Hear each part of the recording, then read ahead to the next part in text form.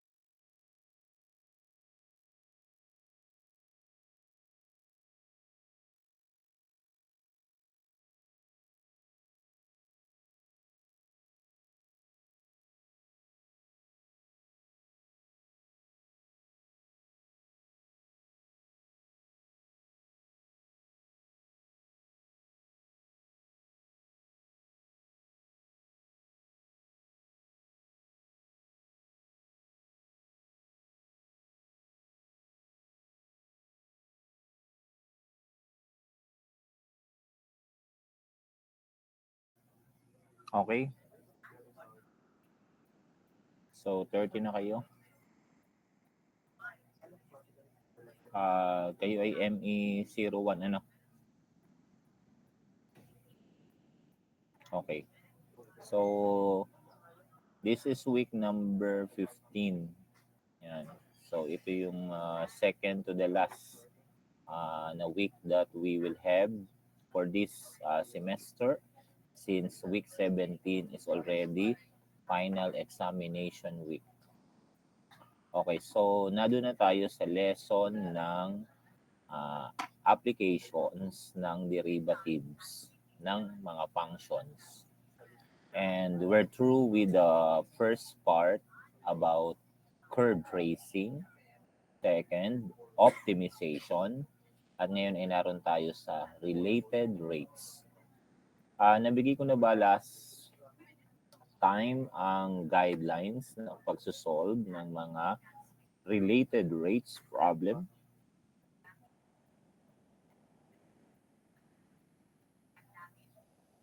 Yan, may nag-thumbs up na. Okay, so yan, parang na-send ko rin yan sa group chat nyo, ano, in our last session. Okay, so may 5 din doong steps to be followed, at kasama uli sa unang step ang pag-sketch ng graph o ng figure o ng diagram representing the given situation.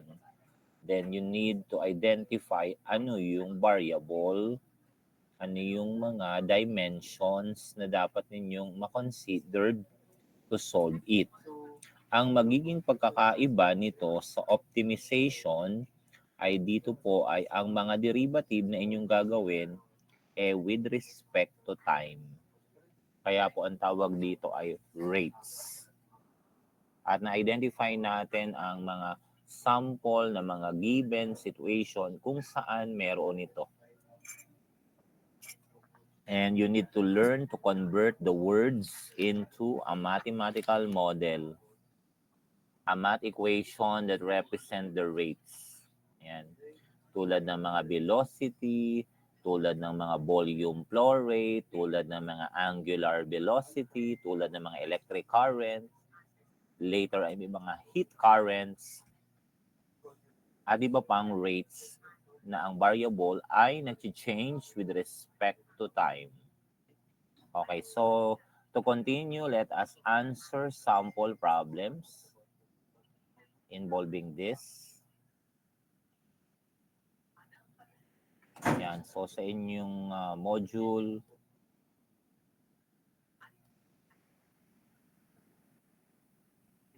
okay, natapos na ba natin yung about the ladder? Ano? Na-cover na natin ba ito, class? yung about the ladder and the spherical object. Tapos na natin to ano. Hanggang dun sa spherical. Ito. The spherical balloon. Tapos na rin. Tapos na. Okay, how about the third one? Itong cylindrical container. Ayan. Na-discuss na rin natin? Hindi pa. O dito tayo mag-start ngayon? Hindi pa. Ayan. So, yan. So, dito naman po tayo sa flow rate involving in a cylindrical tank. So, in the given, makikita ninyo po ang sabi po sa statement ay the water is flowing into a 4 feet cylindrical, vertical cylindrical tank. O, yan ang shape ng tank. So, kaya pag initially drenowing nyo siya, so again, circular uli ang ating base, then vertical, so hindi naka-incline, so naka-right angle uli. So, kaya right circular cylinder po uli ito. Okay. At sa pagle-label ninyo, so may radius daw siya. So, simula sa gitna ng kanyang base hanggang one of the end niya, yun ang ating magiging radius R. O, ang value na niya ay 4.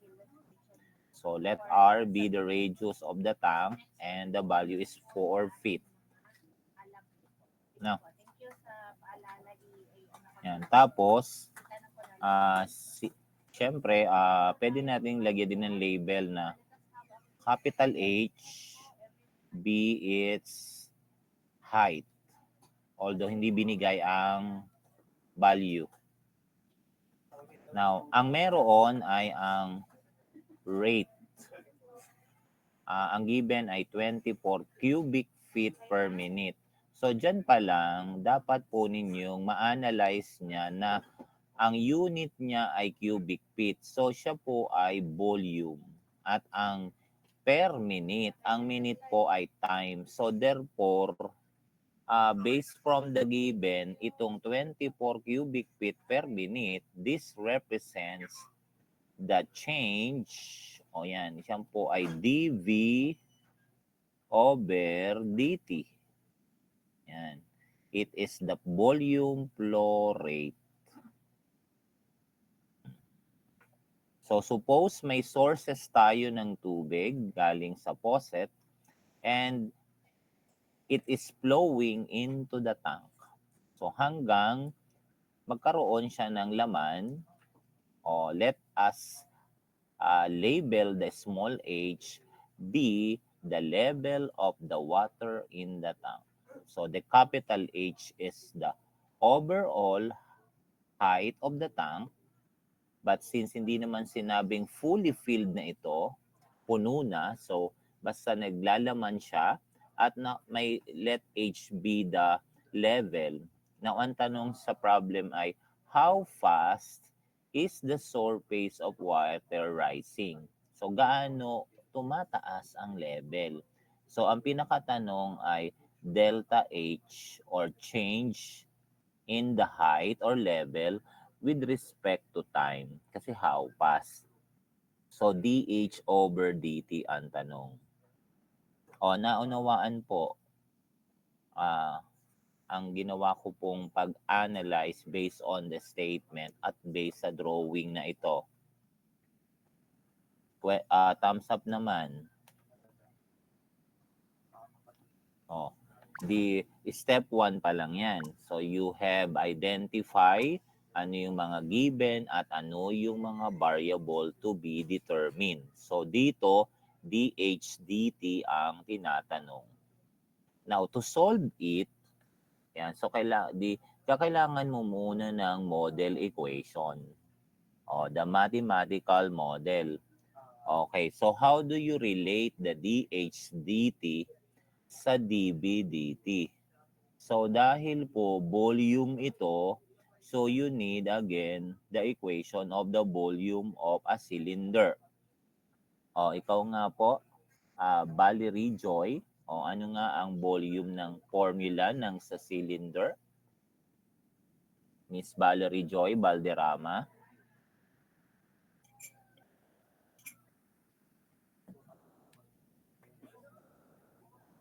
Pangalawang tawag ko, Miss Valerie Joy Valderrama. Ano po ang volume ng cylinder? Pangatlong tawag ko po sa iyo, Valerie Joy. Ayaw mo pong sumagot. So, Pi r squared times height po. Ayan. Pi r squared. Di pi.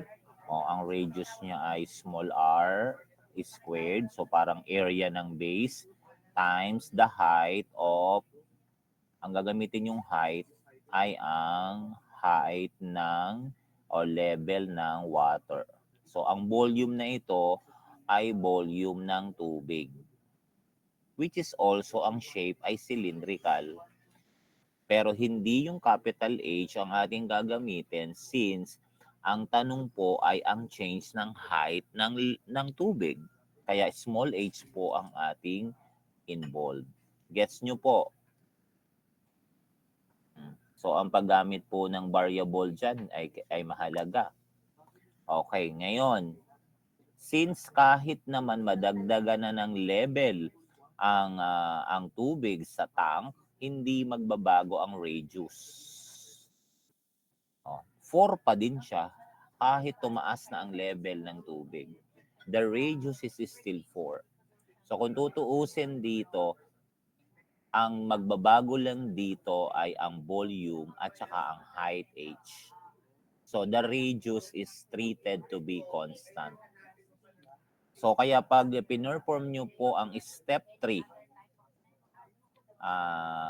mag-i-implicit tayo. So hindi nyo na isasama sa pagdiderivative ang r.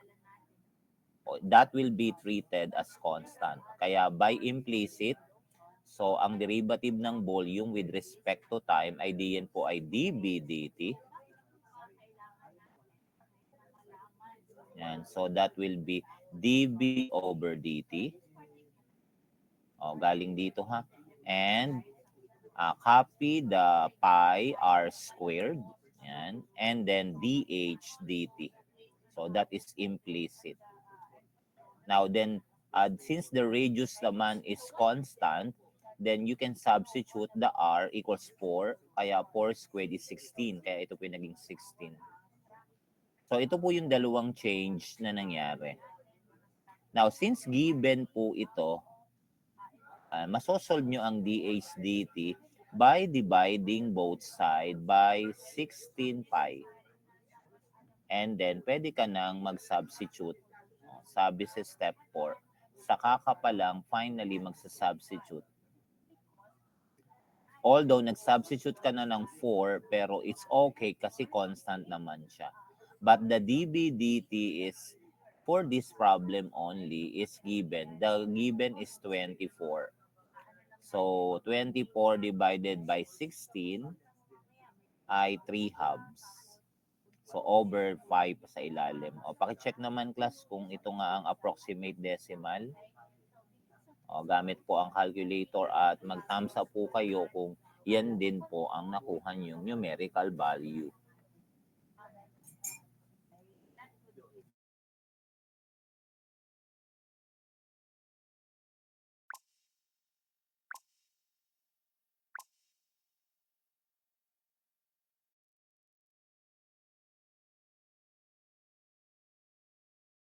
So marami na nag-thumbs up po. So because ang na-compute nating value ay positive. May meaning po yan. So kaya pag kayo po ay naggawa ng final answer ninyo, magko-conclusions kayo, ayan, lalagay nyo na ng ano ba ang unit of measurement na aking ilalagay sa point 48. Ayan, So, Since ang given volume, dB dt ay cubic feet, no? Ang unit ng dB dt ay cubic feet per minute. Tapos, ang unit ng iyong radius na dinivide mo, yung 4 squared, edigi ang 4 ay feet. So, yung 60 na narito sa ilalim, yan ay square feet. Ano? Ay di makakancel po ang cubic feet at ang square feet, may matitira ka pang feet. Kaya magiging ang final unit mo po ay feet per minute.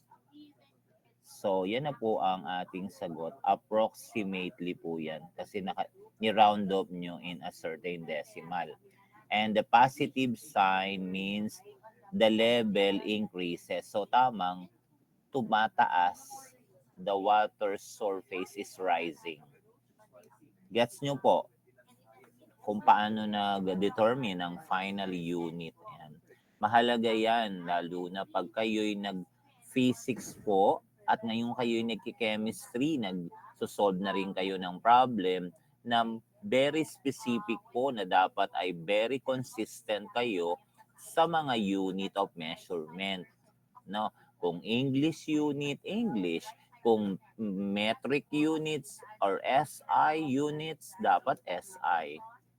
So, dapat po ninyo yung i-consider sa pagsusolve ng mga ganitong uri ng problem. O, maliwanag po.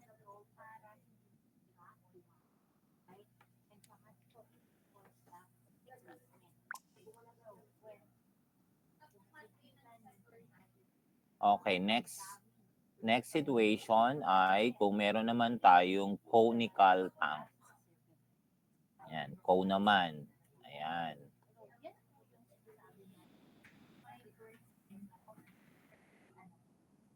O, basa muna po ninyo ang problem.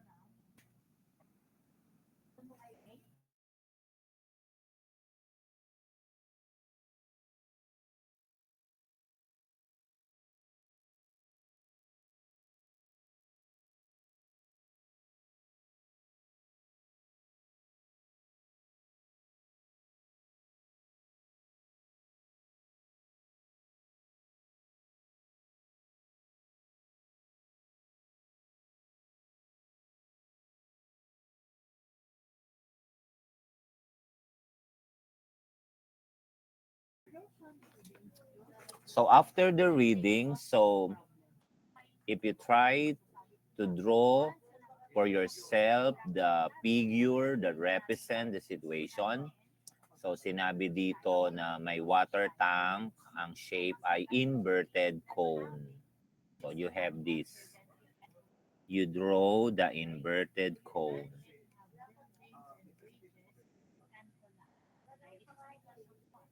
Yan. So syempre dahil yan, so pabilog po ang pinaka-base niya. Oh. So ang sabi dito, may nagli-leak na tubig. O maaaring halimbawa, may nagkaroon dito ng opening yan, nagkabutas somewhere sa part dito. Kaya mayroong lalabas na tubig dito. Yan, may nag-leak. Oh. Ang rate daw ng pag-leak ay 4 cubic feet per hour. So dahil cubic feet na naman, so it is dB over dt. So meron ka na namang given na dB over dt. The given is 4 cubic feet per hour. Ang unit ng time na binigay ngayon ay hour.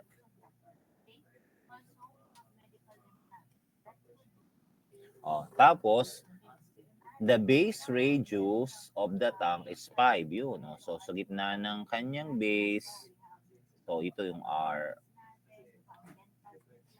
R din itong kabila ha. Yan. Ang given ay 5. So, R.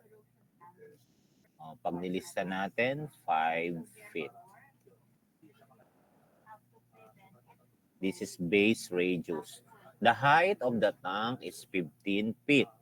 Okay. So, correction ha. Ari gawin yung 15. Hindi 14. Yan. So, that is our height, H. Gamitin natin small letter. Tapos, when the depth of water is 6 feet. So, let's say may laman. Tingnan nyo class. Gamitin pala natin ay hindi small h ito. Ang gamitin natin small h ay ang height ng tubig.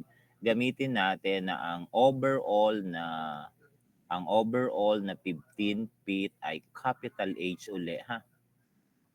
The height of the tank. Yan. Then may lamang tubig, yung kulay blue. Ang sabi, ang depth niya ay 6 feet. So, yun yung ating gamiting small h. At exactly may binigay na value at an instant, the value is 6. Okay, ang tanong ay letter A. So, dalawa ang hahanapin dito.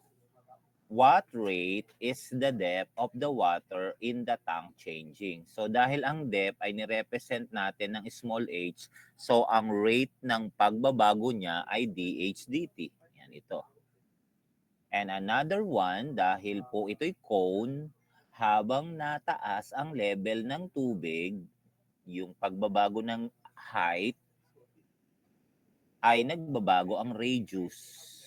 Kasi hindi ito cylindrical. So habang nataas, makikita nyo, from 0 radius sa ilalim, ay nag-i-increase ang radius. So meron ding rate ng change ng radius. So dr dt. So 2 questions tayo. Now, how do we relate these variables to the volume? So kailangan mong makonsider ang volume ng cone. Ano nga ang general formula? Volume of the cone B. Tingnan ko nga po kung natatandaan pa ang mga diniscuss natin nung nakaraan sa optimization. Ikaw, Densil, Nicolo, Cruzat. Ano po ang volume ng cone?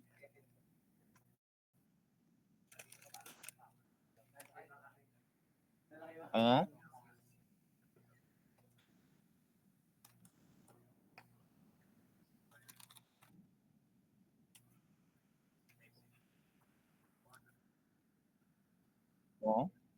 Ayan, 1/3 5 R squared H.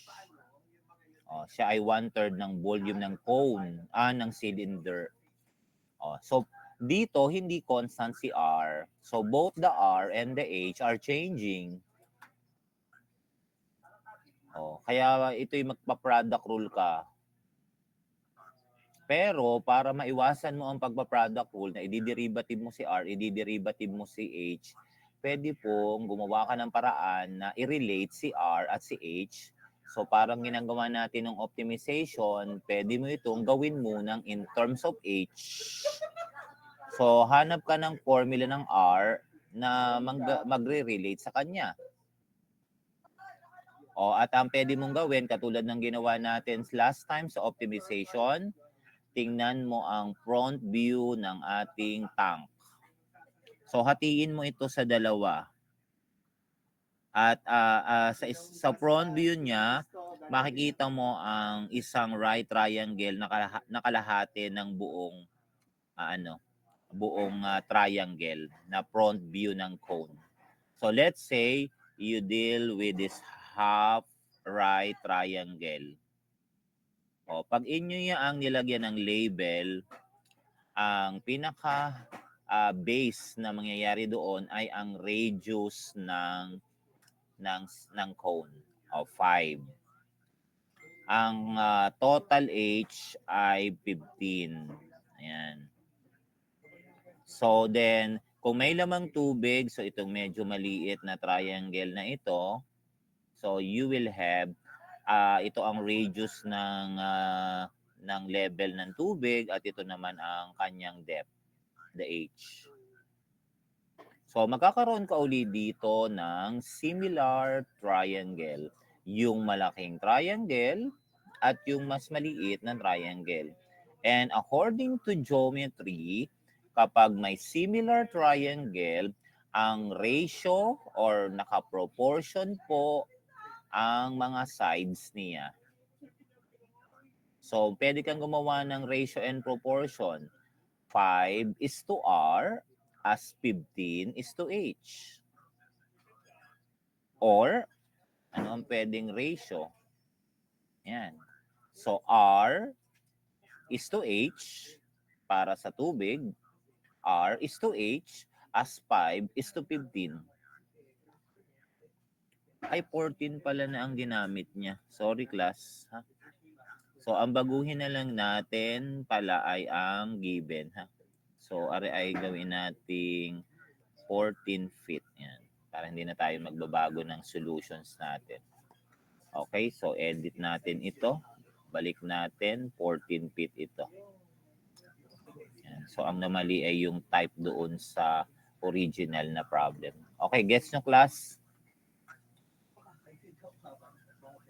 Okay, so we now have ratio and proportion. R ng tubig is to H as 5 is to 14. And from that equation, makukuha mo na po ang pwedeng R in terms of H, pwedeng H in terms of R. So ang ginamit niya dito by cross multiply both side by H, so the R is 5 over 14H. At pwede mo po itong i-substitute doon sa iyong volume formula.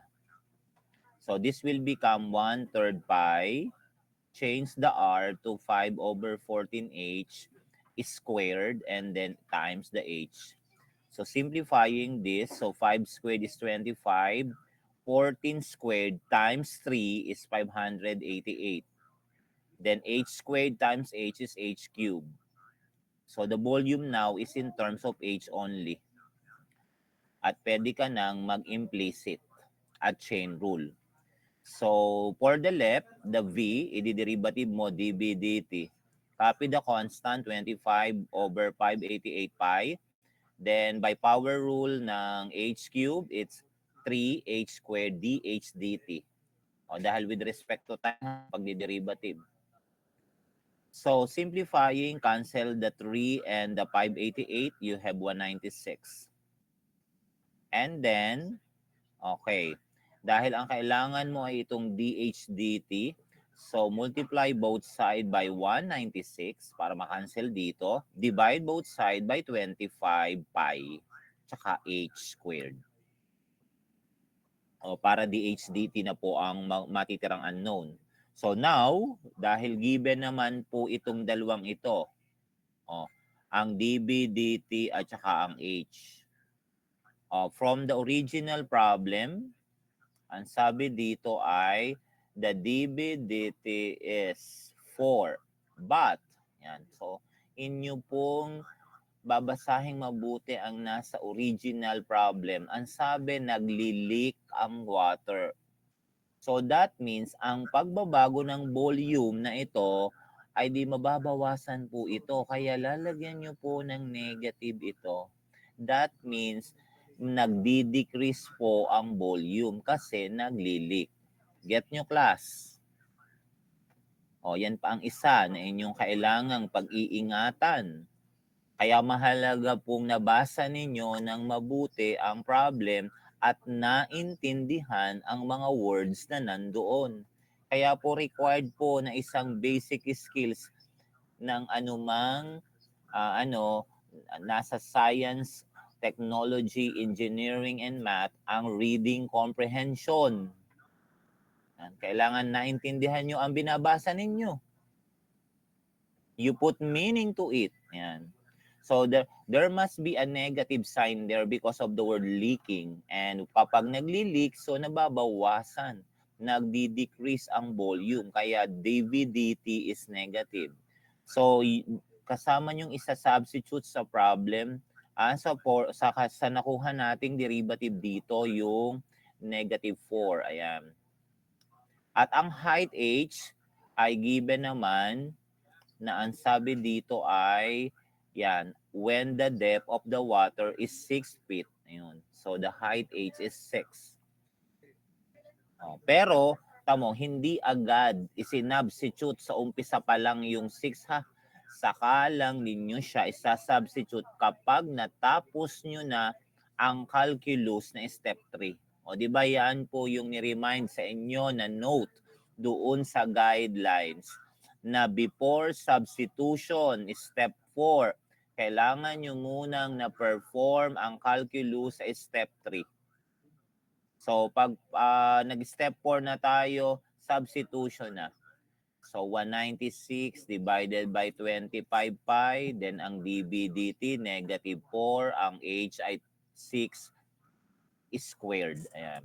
So, pag sinimplify nyo ito, yan, you will get a negative answer. Pakicheck po sa calculator kung ganito nga, 0.28 negative. Thumbs up po.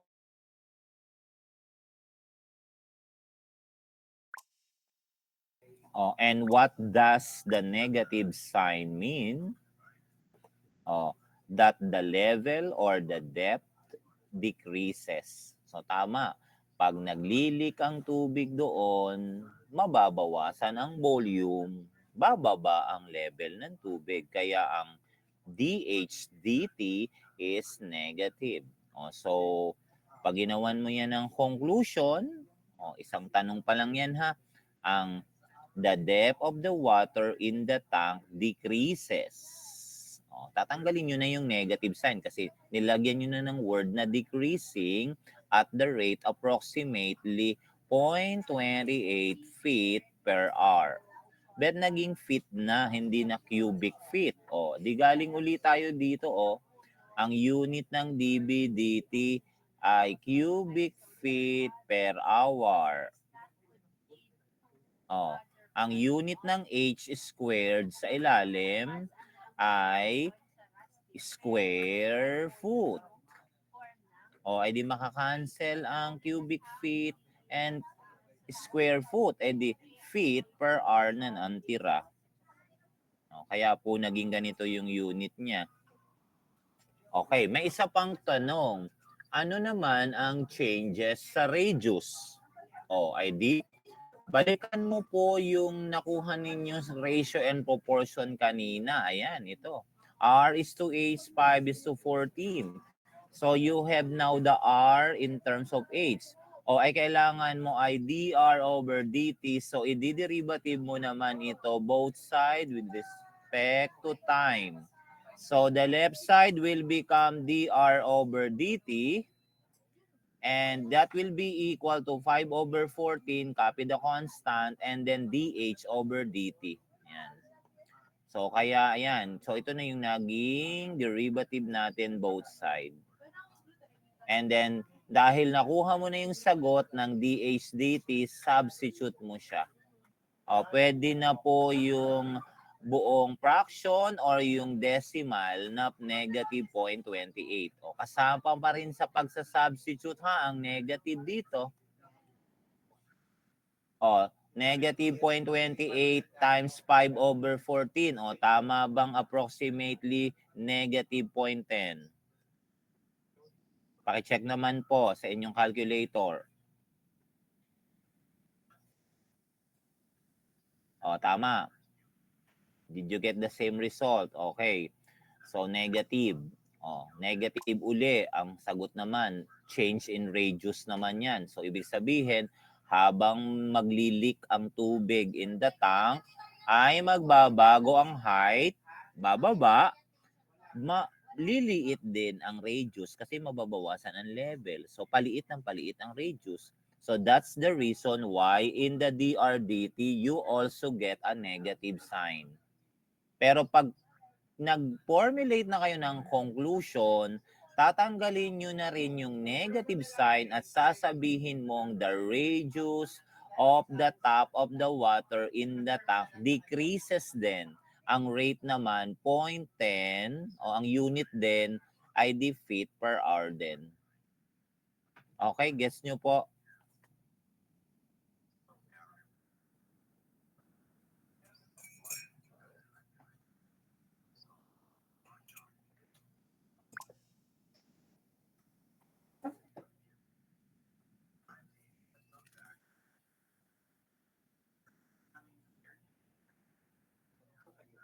Okay, let's go to another shape of the container. Yan, trapezoidal trough. Yan. Para oriented kayo sa iba-ibang shape, basic shape ha. O, next problem. O, basa muna po uli ninyo.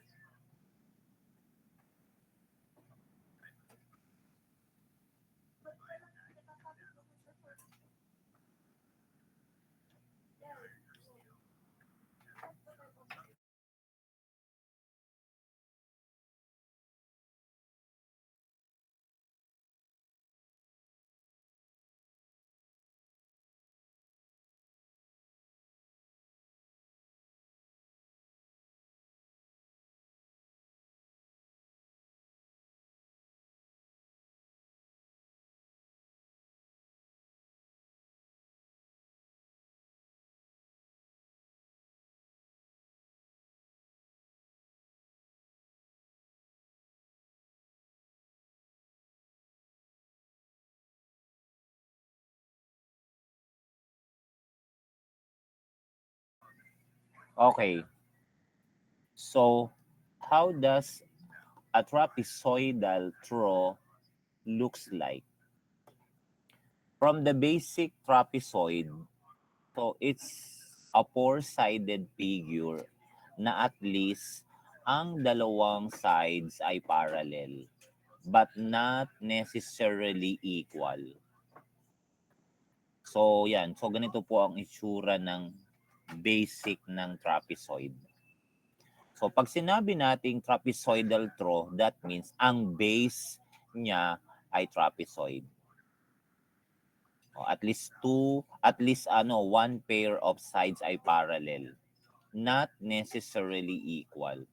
So, hindi ito rectangle, hindi rin po ito square, not a rhombus, or a parallelogram, hindi din. So, ito po ang isa sa mga uri ng quadrilateral. O, di ba pinag-aralan nyo yan nung high school, ang pinakamataas na category ng four-sided figure ay ang pangalan ay quadrilateral. O, under niya ang mga parallelogram, trapezoid, rhombus. Under ng parallelogram, kasi pag parallelogram ay di dalawang pair ng parallels pareho, pati ang another opposite ay parallel pa din. Yan ang parallelogram. Not necessarily ang angle ay 90 degrees. Pero pag naging 90, the parallelogram became a rectangle. Na 90 degrees ang angle.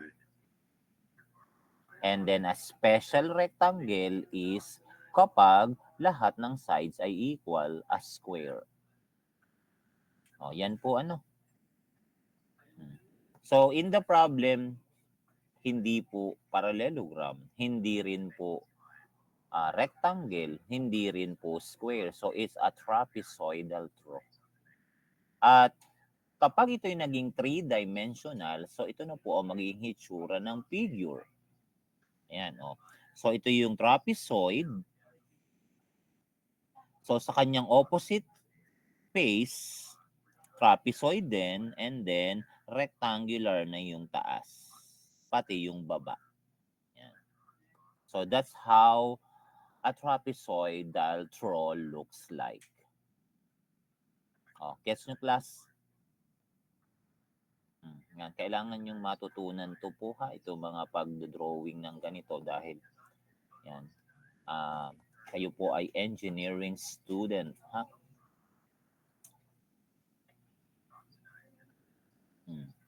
So let's continue the analysis. So it was also mentioned that the shape is a trapezoidal, the length, ayan, 10 feet long. Ayun. So yun, yung length niya, mahabang side niya ay 10 feet.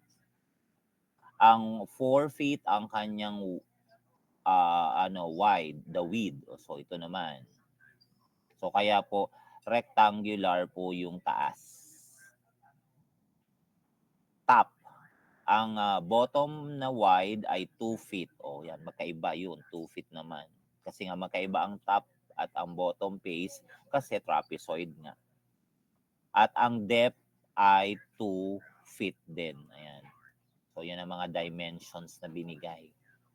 So dapat matututunan ninyo yung mag-label sa figure. Ayan. Kaya hindi po kayo basta magme-memorize lang ng formula at ayun na. Hindi po 'yun ang pinaka problem solving. It's not memorization of formula, no, kundi pinag-aralan nyo rin sa MMW nyo ang Polias method ng problem solving. Ang unang-unang step ay understand the problem, and the evidence that you understand the problem is you were able to draw a figure or a diagram of the situation. Yan. So this is the trapezoidal throw with the given dimensions, and another given is the water flows in. So papasok yan. Halimbawa yan, meron ulit tayong pinaka-hose ng tubig. Yan, papasok yung tubig doon sa throw. Ang rate po ay 10 cubic feet per minute. Yan. So, dyan pa lang po uli sa given unit ay inyo na uli ang masasabing yan ay volume flow rate. dB over dt. Yan. Ang tanong uli, kung may laman ng tubig yun, yan, yung colored part, hindi po niya kapareho ang level na 2 na depth ng throw. So, let Y be the height. Pwede ring H ang gamitin nyo, ha. Pwede ring Y. Ang pinakatanong ay, how fast is the water level rising when the depth is 1 foot? So, that means, ano ang dy over dt? Kapag ang y na instantaneous value ay 1 feet or 1 foot. Ayan. So again, kailangan yung alamin, how do you get the volume of a trapezoidal throw? In general, kapag 3-dimensional object class, ang volume ay kinocompute nyo by multiplying the area of the base times kung ano ang length or height. Height or length, ayan. So here, di ba pag cylinder, the area is pi r squared dahil circle at ang pinaka-length or the height is h, kaya naging pi r squared h. For trapezoidal throw, the area of the base will be the area of a trapezoid. And ang pinaka-length ay di yung length din, L. So therefore, ano ang magiging volume formula ng sa trapezoidal throw? I-try mo nga, Jasper Gayakan. How will you write the volume formula for this trapezoidal throw?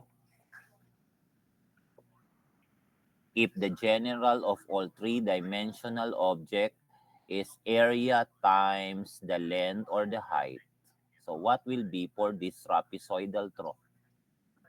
Jasper, i-try mo naman. Magparamdam ka naman. Pangatlong tawag, Jasper Gayakan.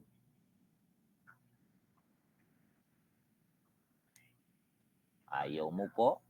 Okay, say goodbye. Next. Ken Rafael Manalo.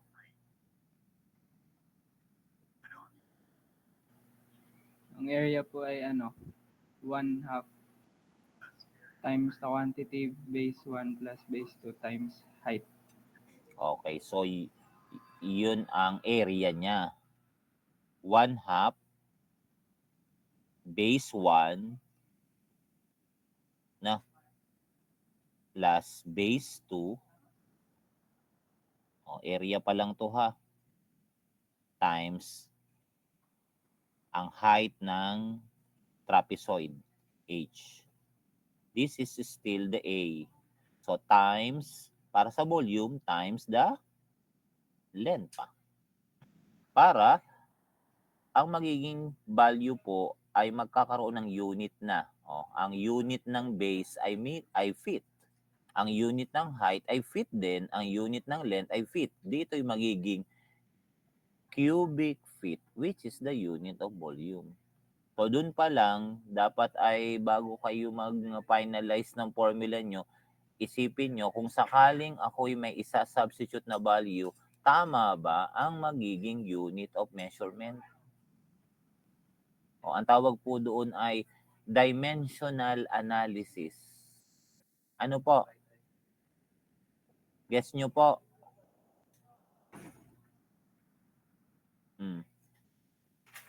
So, how do we analyze this base 1, base 2 height L in our trapezoidal?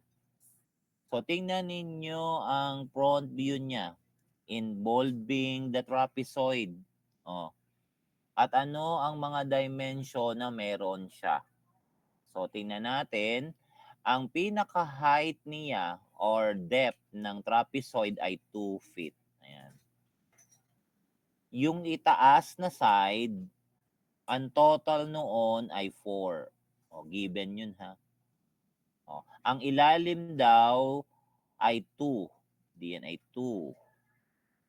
Therefore, pag hinati mo ito at magawa ka ng parang dalawang triangle dito, so yung kung ang bababa ay 2, ang taas ay 2 din.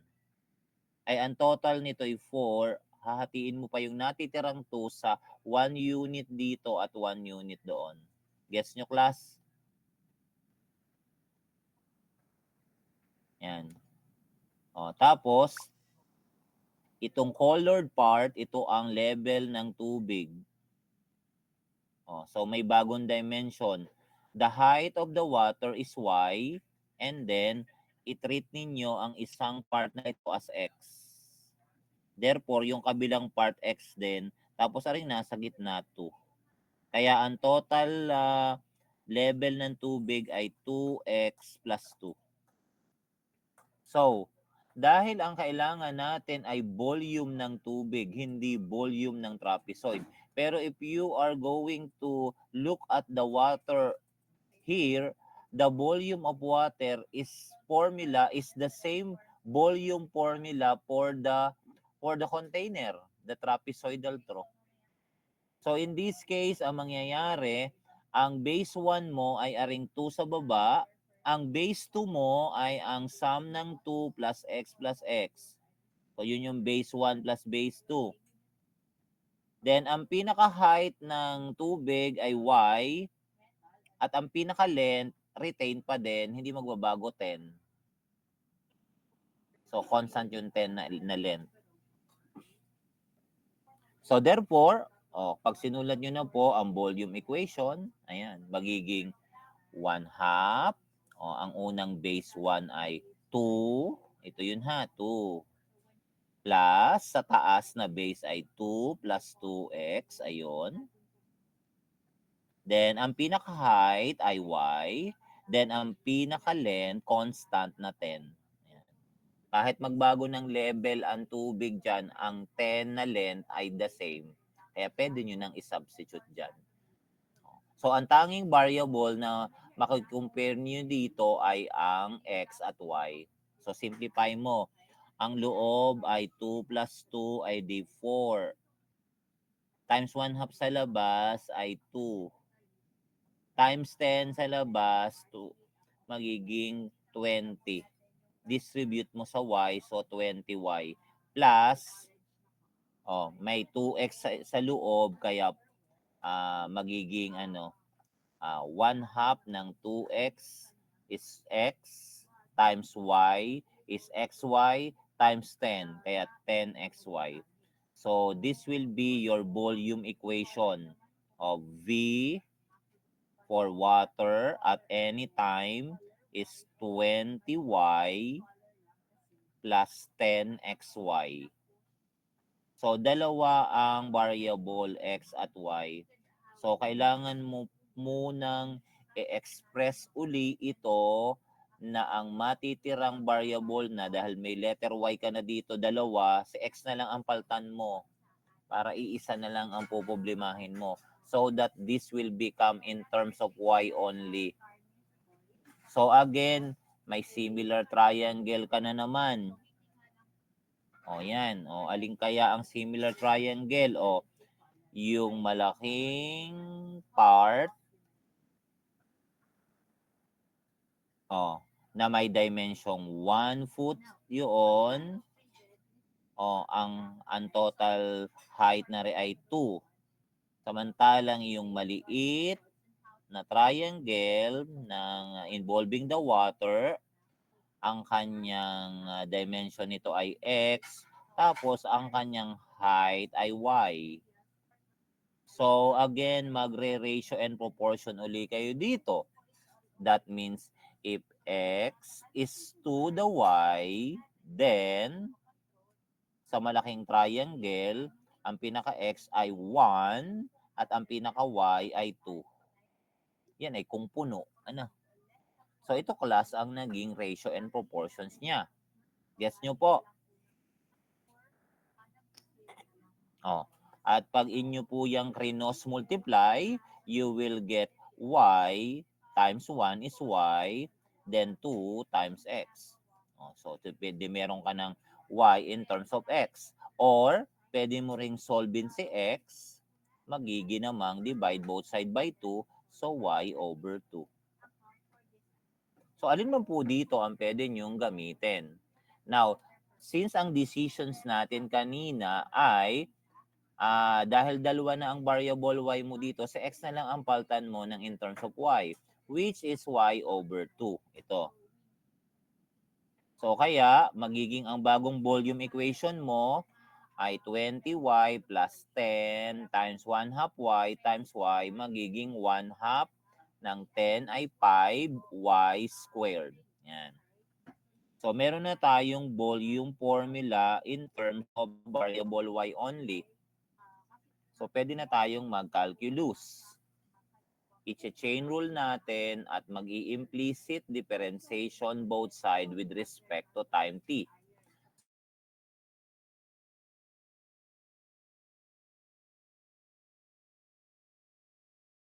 First term, 20, copy dy dt. Plus, sa second term, ay copy the 5. Power rule ng y squared at chain rule 2y dy dt. So, therefore, you can factor out the dy dt. And this will have, you will have 20 plus 10y. Then, dahil ang kailangan mo ay ang dy dt, i-divide mo both side by 20 plus 10y. Okay, and then from this, saka nyo po i-substitute yung iba pang given. So, ang sabi, ang dB dt sa original problem ay 10. Okay, bakit positive? Okay, unlike kanina, nagli-leak, kaya may negative. Ngayon daw ay positive because ang sabi sa problem ay the water flows in. Papasok. And flow in. Yan. Nasaan ba yung original na sentence sa problem? Yun, no? The water flows in. Yan. So, kaya, positive. Pag flows out, negative. But pag flows in, positive. So, yun, ang dB dt. Ang depth na binigay ay 1 foot. The y. So, yan. Substitute nyo na po ito dito. Magiging 1 over 20 plus 10 times 1 is 10. So, 1 over 30 times the dB dt is 10. So, 10 over 30 is 1/3. Then what will be the unit of measurement? The dB/dt is cubic feet per minute. Ang height sa ilalim or y ay feet. So cubic feet per minute over feet, edi ano, ang y na ito, yan, ay magiging ano ang magiging unit na niya? Hindi kasi nilagay dito. Okay, for the conclusion, ayan, the water, positive ang sagot, so rising ang rate, ayan na, feet per minute kasi height over time. Gets nyo? How the water rises. Rising ngayon dahil flow in ang given. So, habang tatagal, ang level ng tubig ay tataas hanggang sa mapuno. At pagdating nyo sa ibang lessons ng math, ay pwede nyo malaman dito gaano ang time na iintayin para fully filled mo na yung container. Yan, parang yan ay ma-encounter nyo sa sunod nyong math sa second year sa DE. Yung ang problem ay tungkol sa application ng differential equation na mixture problems. Yan, may mga ganun po.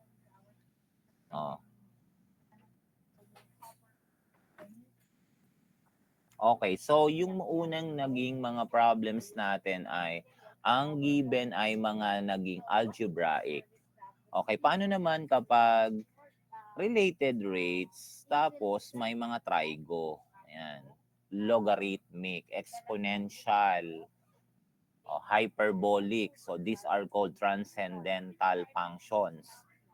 Okay, so magbigay tayo ng problem para dyan. Yan. Yan. So parang ito ay isang physics problem about distance between two person or two people walking away or towards each other. Ayan. So basahin niyo muna yung problem na yan.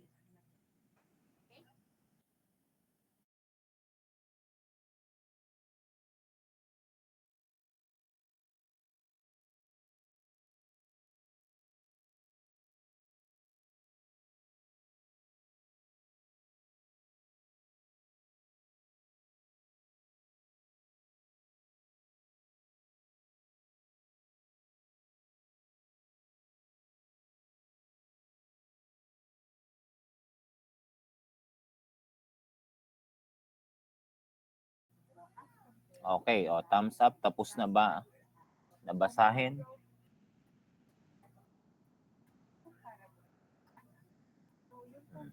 So, paano kayo gagawa ng figure involving these two people? Yan. Yan. They are initially 50 feet apart. Yan. So, magkalayo. Yan. Tapos, they will start to move. But, may giving direction. So, dapat po kayo ay guided sa pagdedireksyon, ha? So, baka po kayo ay first year college na, nag-i-engineering kayo, hindi nyo pa alam paano magawa ng direction guide na nandini ang north, ang ilalim ay south, sa kanan ay east, at sa kaliwa ay west, ha? Yan. Ay, na-observe ko po yan sa college na, nakapag-physics na, nung high school, ay hindi alam ang mga pagno-north, south, east, and west. Kaya pagdating po sa pag-aaral ng vectors, hindi po marunong mag-drawing. Ay nagkaka-engineering student. Familiar po kayo din sa direction guide na are. Mga O1 ha, nandini ang north ha, nandini ang south sa baba. Sa kanan ang east at sa kaliwa ang west. Yan. Huwag po kayong maliligaw ng landas. Ano? Yan. So this is the standard direction guide. So pag atin pong ginawa po ito, so pag drawing nyo muna yung location ng dalawang tao o hindi naman kailangang drawing na drawing ang tao, ano. Yan. O, so maaaring ari ang person number 1 o nandun eh. Yan. O, person number 2 nandun eh. O, yan. O, halimbawa ito yung boy and girl. Ayan. Para gender equality tayo. Yan. O, boy and a girl. Yan. These are the two people. This is the number 1, si girl and number 2. O, initially, they are 50 feet apart. Ayan. O, tapos sabi sa problem ay 1, so pwedeng si boy starts to walk north. O, yan. At the rate na ang angle ay magbabago with respect dun sa hindi gumalaw. So, may stationary person si girl. So, naglakad si boy north. Ayan. O, di nakarating na siya din certain location si boy. Ayan. So, with respect to the girl, nagbago ang angle niya, theta. Yan. O, dahil lumakad ito. So, dahil nag-iba na ang location ng moving person, si boy, let x be the new distance na nila. O, hindi nagalaw itong si girl ha, the stationary siya. O, ang pinakatanong ay, ano ang rate na ang distance nila ay nagbabago when the theta is pi over 4 or sa degrees ito ay 45 degrees. Yan. Pero ang binigay ay radian kasi ang given change ng angle is 0.01 radian per minute. Kaya nang nasabi ko sa inyo, if theta is the angle, then the d theta over dt is the rate of change. Ito yung model natin last meeting ha. At ang unit nito sa halip na revolution per minute ay ang unit po ay radian per minute. So ito po ang given na 0.01 radian per minute. Yan. So ano naman ang rate ng distance? Ay sa ating figure, the distance is represented by x. So kaya ang pinaka-questions natin ay what is dx over dt? Given the theta is 45 degrees or pi over 4 radian, and the d theta over dt is 0.01. So, kailangan mong makagawa ng equation na magko-connect ng x at saka ng theta. So, as you look in the figure, there will be a right triangle with the theta, the angle theta, the adjacent side, ang distance ng dalawang tao initially, 50, at ang magiging hypotenuse ay ang ating distance x. So, anong function? Pili ka. So, ka, towa. Ang applicable sa problem na ito, considering the right triangle that is formed. Ang given theta, adjacent 50, hypotenuse x. So, alin yun? Adjacent at hypotenuse. Alin po sa tatlo? The so, the ka, or the towa? Anong sagot mo, Natalie, Boracay? Sir, hello po. Yung ka po or yung cosine po? Okay, the cosine. Yan. Ari ay cosine, hindi ka sa the ka. Adjacent over hypotenuse. So, yun yung magiging working formula mo. So, cosine theta is opposite. So, in this adjacent pala. So, that's 50 over hypotenuse x. So, by cross multiplication, x is 50 over cosine theta. At para po hindi ka mag-quotient rule, gamitin mo po ang identity sa trigon na ang 1 over cosine ay secant. So, therefore, x is 50 secant theta. At dahil ang requirement natin na unknown ay dx dt, so i-derivative nyo po ito both side with respect to time. Okay, so ang kailangan mong balikan ay ano ang derivative ng secant. The derivative of secant u from chapter 3 ng ating DeepCal ay equivalent siya sa product ng secant at saka tangent, then chain rule du. Ano class? Tandaan nyo pa ba? Ayan. Kahit nakapag midterm exam na kayo ha, ay kailangan pong kabisado pa rin po ha ang mga formula ng derivative. So by this ay ating i-derivative po ang ating x equation both sides. So derivative ni x is dx dt with respect to time. The 50 copy, then derivative of secant is secant theta tangent theta. So ang ating u ay theta. D theta over dt. Now, dahil ang given ay, so ito ang hahanapi, ito ay given, 0.01 radian. At dahil naka-radian, ang gagamitin nyo rin dito ay radian. Pwedeng pag kayo nag-calcu ng secant pi over 4, tangent pi over 4, pwede nyo namang i-degrees. Okay. Kasi pag in-evaluate nyo naman, parehas din. So, pakipress po sa calculator. Secant 45, wala ang secant sa calcu. So, ano ang pipindutin? Ang iba sa inyo noong nag-midterm, hindi alam paano gumamit ng calculator ng secant. Kaya hindi nakasagot ng tama. Ay katanda na, hindi pa marunong mag-calcu. Ano po?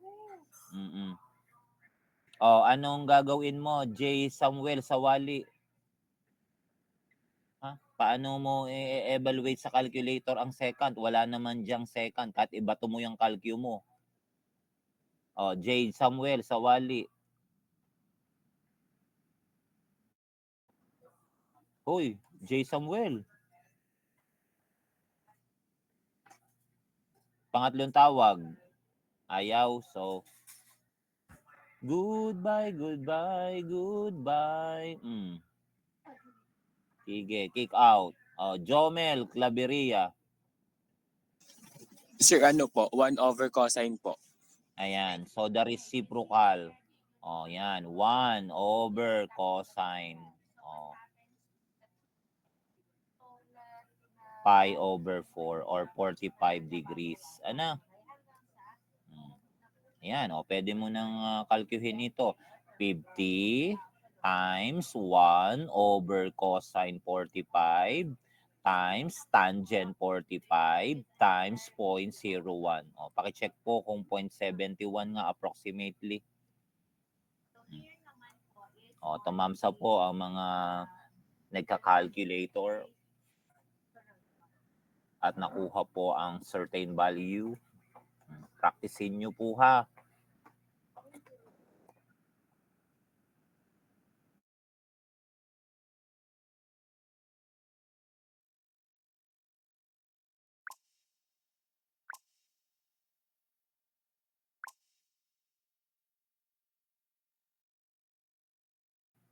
Yan.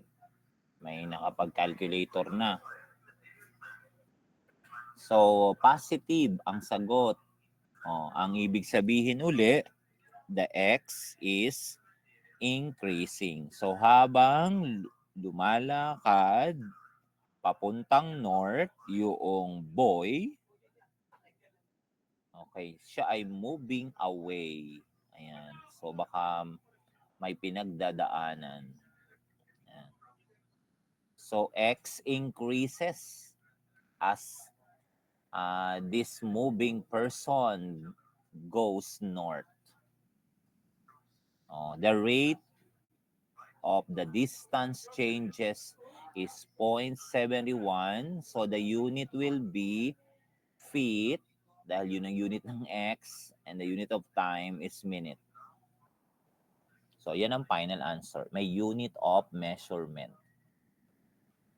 Thumbs up po kung nakuha po ang pag-analyze ha at ang paggamit ng calculator ha sa pag-evaluate ng pati po ang kanyang mga derivatives ay dapat pong alam na alam nyo pa.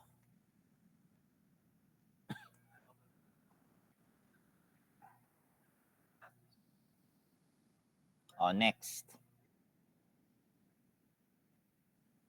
Ayan. In the next problem, we will have the angle of elevation concept.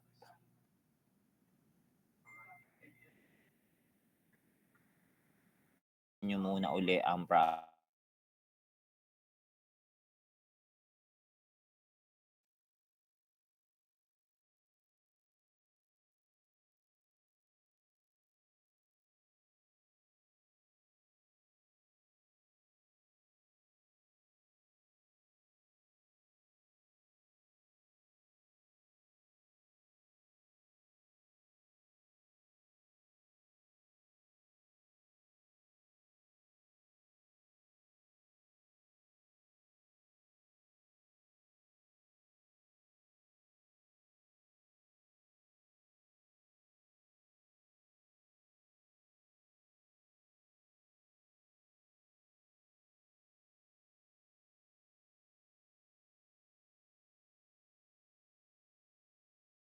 Okay, so let us now analyze the next problem about the changing of angle of elevation.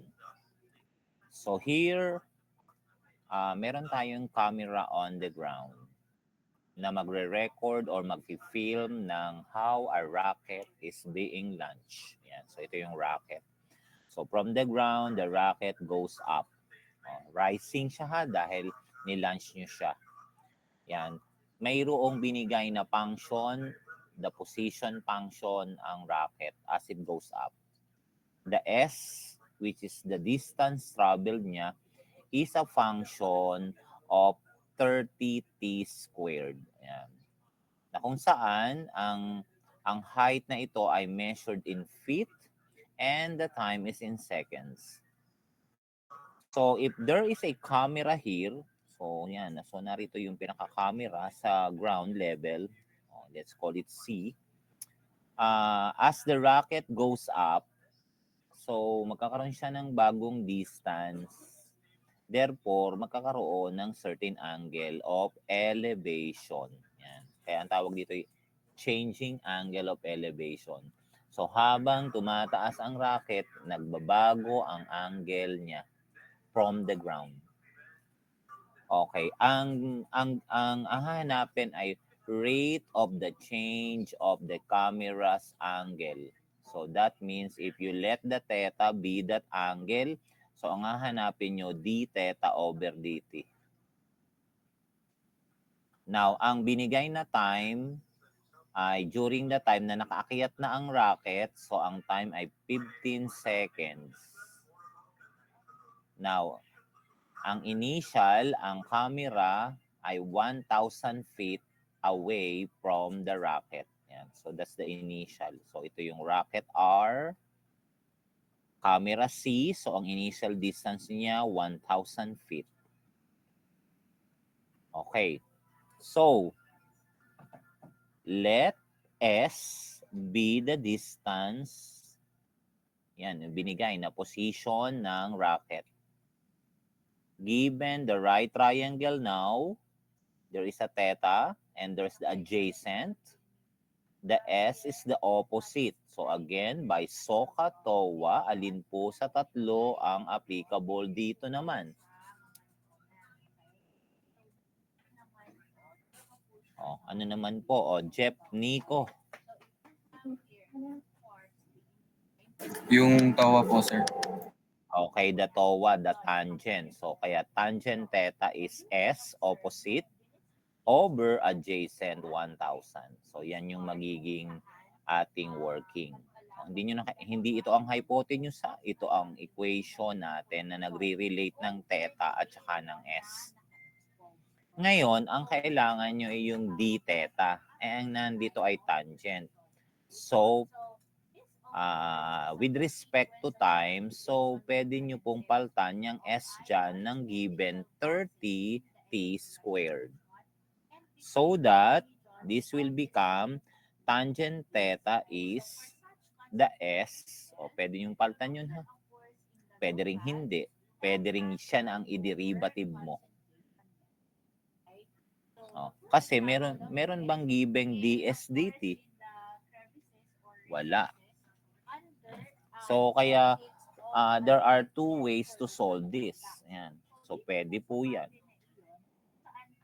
Or pwede namang dito pa lamang i-substitute mo na ang function na 30t squared over 1,000. So that kapag nag-derivative ka both side, ano ang derivative ni tangent? Okay, by our equation na ating ginamit noong tayo ay nasa midterm, ay tangent u is secant squared u du over dt. So ang u natin ay theta. Then here, you copy the 30 at saka ang 1,000. Then derivative ng t ay 2t. So 2 times 30, 60. Yung kaya naging ganito. So kaya naging 60 times t over the 1,000. Tapos inalis yung second sa kabila, dinivide both sides. So naging ganito na. Then yung isa halip na ds dt, pwedeng ito po na ang derivative nyo. Pareha din naman po ang magiging sagot nyo. Ngayon, nakuha nyo na yung d theta over dt natin. I-substitute na natin. Kailangan mo ng cosine dito. Ay ang nasa given mo ay tangent. So for the cosine, kailangan mo ng hypotenuse. So, by Pythagorean theorem, the opposite is S, the adjacent is 1,000. So, the hypotenuse is the square root of S squared, the opposite, plus 1,000 adjacent squared. So, pag nag-SOHCAHTOA ka, cosine, adjacent 1,000 over the hypotenuse. Yan. So kaya ang atin po magiging ang magiging cosine theta po natin ay adjacent 1,000 over the hypotenuse. Dahil ang nasa formula natin dito ay cosine squared, so pag in-squared nyo to, matatanggal ang square root sa ilalim. But this, the numerator, magiging 1,000 squared. Bawal pong mag-cancel dito, ha. Kasi may plus sign doon, ha. Bawal po, ha. Bawal po, bawal po. So, ito na po yung value ni cosine squared. Pag sinubstitute nyo na po siya dito sa ating given, so this will become, ito ang cosine squared, theta, over 1,000. Yan. Yun na yun. Next, 60. Then, ang time na binigay, 15. Okay, paano nakuha yung S dito? Sa cosine squared. Ay di, balik ka sa original. S is 30t squared. May binigay na time na 15. So 30 times 15 squared ay 6,750. Then isa po ang i-square nyo doon sa ilalim ng cosine squared theta. Okay, pakicheck po kung 0.02 nga ang overall nito.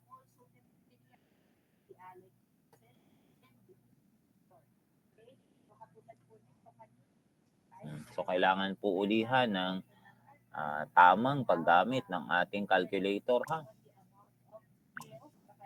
At dahil mga triangle po uli ang nakuha dito, so yan, lagi pa din ninyong mababalikan ang SOHCAHTOA at saka ang Pythagorean theorem. So, since we get here a positive answer, so the theta is increasing. So, kaya ang conclusions natin, the rate of the change of the camera's angle at 15 seconds after the rocket launches is approximately 0.02 radian per second. Yan.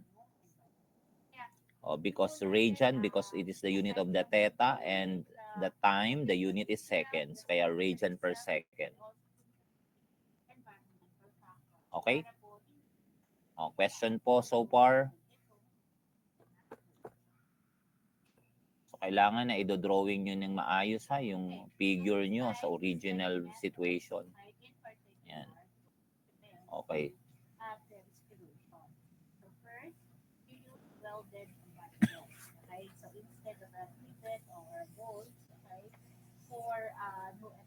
Okay, last for today. So we go back to the ladder problem last time. But now we are to solve for the angle of elevation. Ang ating unang-unang sinagutan dati ay ang dy over dt. Ngayon siya ay given. Kung matatandaan nyo itong paano natin siya drawing, sabi dito, a ladder leaning against the vertical wall. So ari kulay black na ari ang wall. The ladder is the blue one. Ang given na length ng ladder ay 20 feet. Yan. Ang top ng ladder slides down of 4 feet per second. Dahil sa word na down, so may negative. Yan. Dahil pababa yan. Magdi-decrease ang kanyang height o ang kanyang y, ang height. How fast is the angle of elevation? So, theta. Sa pagsukat nyo ng angle theta, laging pag mga angle of elevation, lagi yang with respect to the horizontal. When the lower end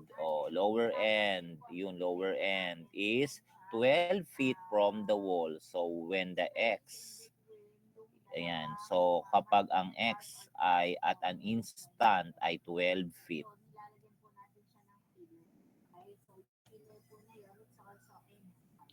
So, hahanapin natin ang d theta over dt. So, kailangan yung makonect ang variable na theta at ang mga y. Edi meron ka uli dining right triangle. So, given ang 20 na hypotenuse, ang opposite ay y. So, anong gagamitin? Sa SOHCAHTOA, anong gagamitin sa SOHCAHTOA?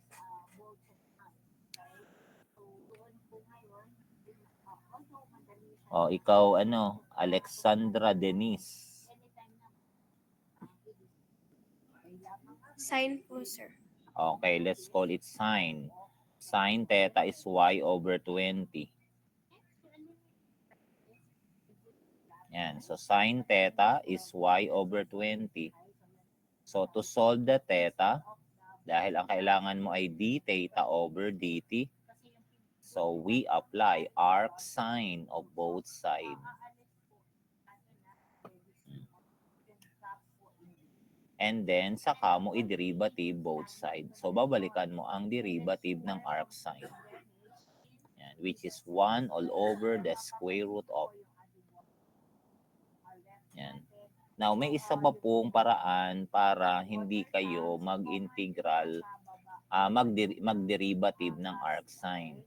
Okay, pwede pong sa halip na gagawin ninyo itong theta na arc sine ay galing po dito, pwede na po kayong mag-implicit derivative. So, pag dinerivative nyo ang sine u, yan po ay magiging positive cosine theta times d theta over dt. Ito po yung alternative ha. Kung ayaw nyo pong mag-derivative ng arc sine. Kasi baka nakalimutan nyo na yan. Ay mas tandaan ninyo ang derivative ng sine which is cosine theta du d theta over dt. At ang right side naman ay di magiging copy the constant 1 over 20 at ang derivative ng y ay dy over dt. Ay dahil ang atin namang ay given naman ang dy dt, ang kailangan natin ay d theta, ay i-divide nyo ito both side by cosine. Tapos kunin mo ang cosine theta sa ating figure. Yan, balikan mo ang figure mo. Cosine theta is adjacent. Ano ang nasa adjacent side? X. Ang nasa hypotenuse, 20. Ay may binigay naman, nakapag-calculus ka na, pwede mo nang i-substitute sa ang x ay 12. Therefore, ang cosine theta mo ay equal sa 12 over 20. Or ang simplest form ay dahil ito'y parehong divisible by 4, ay di ito ay 3/5. Gets nyo po? Yan. So, pwede nyo pong i-substitute yan dito. So, cosine theta is 3/5. So, ang magiging d theta po natin ay over dt is equal to, ang cosine theta po ay may 3/5. Ayan. Equals 1 over 20. Ang atin pong dy dt ay negative. Kanina, given. Negative ano ba? Sa ating original na problem? Negative 4. Ayan. dy dt is negative 4. Yan. Ay di ang tira na po ay d theta over dt will be, tanggalin mo ang 3/5 sa kabila, magiging 5 over 3 both side. Ay di negative 4 over 20, ang original na nasa left, right side, times 5 over 3. 4 times 5, 20, cancel sa 20, negative 1/3 ang final answer. 1/3. So sa atin pong problem, tama ga, negative 4 nga So dito sa solution na nakalagay sa handouts, may mali siyang nagawa dahil dapat ang dy dt po ay 4. Ayan, negative 4. So dapat ay 4. So kaya po lahat ng are times 2. Di ay 2 over 6. Di ang sagot din kung ang ginamit niya ay arc sine ay negative 1/3 din. Gets nyo, class? Mas mahaba yung solution ng gagamit ka ng arc sine compared sa nag-chain rule ka na agad. Gets nyo ba? Na may dalawang ibang paraan ng pagsosolve nito. Again, ang negative means ay nagdi-decrease ang theta. So tama naman, habang nabagsak ang ladder din, naliit ang value ng theta. Ang rate ay negative 1/3. So ang unit nito, radian per seconds. Tinanggal mo na yung negative at nilagyan mo ng word na decreasing. So yan po ang pagsasagot niyan. Okay, may tanong po? Maliwanag po ba na may dalawa ditong magkaibang paraan ng pagsosolve? So, nasa inyo yung pagtingin kung alin po ang mapipili ninyong paraan ng solutions ninyo. Okay? Yan. So, I think dahil time na po, so we will be continuing this sa ating huling face-to-face session. Ano? Dahil week 15, add week ngayon. Yan. So, pag-aaralan natin ang sunod na uri ng related rates, ang motion problems. Yan. So, ito ay physics na ito. Ano? Sa mechanics ito. Yan. Na magiging prerequisite ito ng sunod ninyong subject second sem na mechanics. Na physics. Ano? At sa second year nyo, meron kayong dynamics of rigid bodies. Yan. Gagamitin mo itong motion problems na ito. Yan. So dito may mga konsepto ng distance o displacement, velocity, at saka acceleration. Yan ang mga terms ng motions. Ano? Okay? So yan po ang ating magiging lesson sa ating face-to-face class tomorrow. So that's all for now. Thank you very much and goodbye, class. Thank you po, sir. Thank you po. Thank you po, sir.